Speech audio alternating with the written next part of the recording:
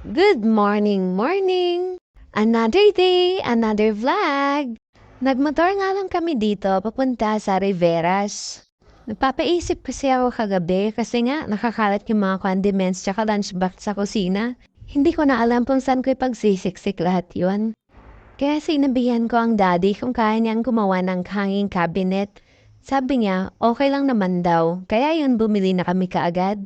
Dahil maingay nga yung pamputol ng kahoy ng daddy, kaya dito muna kami tumambay sa taas. At natatawa ko kay Zia, hindi ko alam kung ang ginagawa niya sa dede niya. Iniikot-ikot niya tapos nilalagay niya sa ulo ko.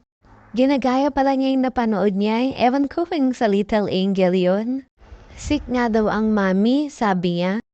Pero pina-stop ko na siyang panoorin nun kasi puro no ang natututunan niya tapos nagiging pasaway siya. Eto yung mga natutunan niya doon, yung patago-tago. Pag tinatawag ko siyang maliligo or magtututbrush, kung saan-saan siya sumisiksik. Oh my G, no more Sia. Sia? Sia nak, where are you? Where are you anak ko? Peekaboo! Kinahaponan naman, tinawag na ko ng daddy para buhatin namin yung ginawa niya. Hindi ko na nga nabidyohan kung para namin yan pinasok pa loob. Grabe yung struggle namin, sobrang bigat naman pala yung nagawa niya. Puro 3/4 kasi yung size ng mga yan.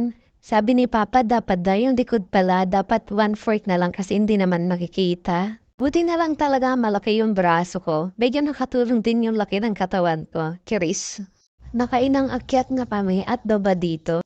Una, nilagyan muna namin ng mga marks yung mga butas. Tapos binaba namin ulit kasi magdidrill pa si daddy.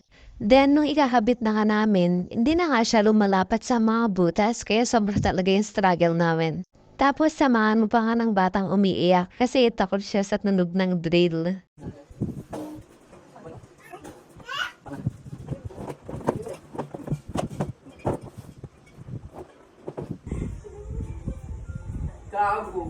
Sinasayaw-sayawan ko na nga lang siya dyan kasi nababad trip na siya. Kahit pala sobrang laki ng braso ko, ilang beses ba na kami mag-akyat ba dyan, di ba na kami mapapagod? Ayan at binabangan na naman namin ulit kasi nga hindi talaga siya lumalapat.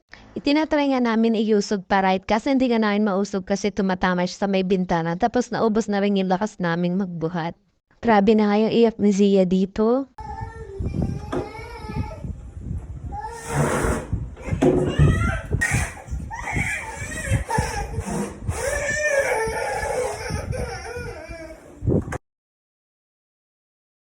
Pero hindi naman ako pwedeng bumaba basta-basta kasi nga may binubuhat kami.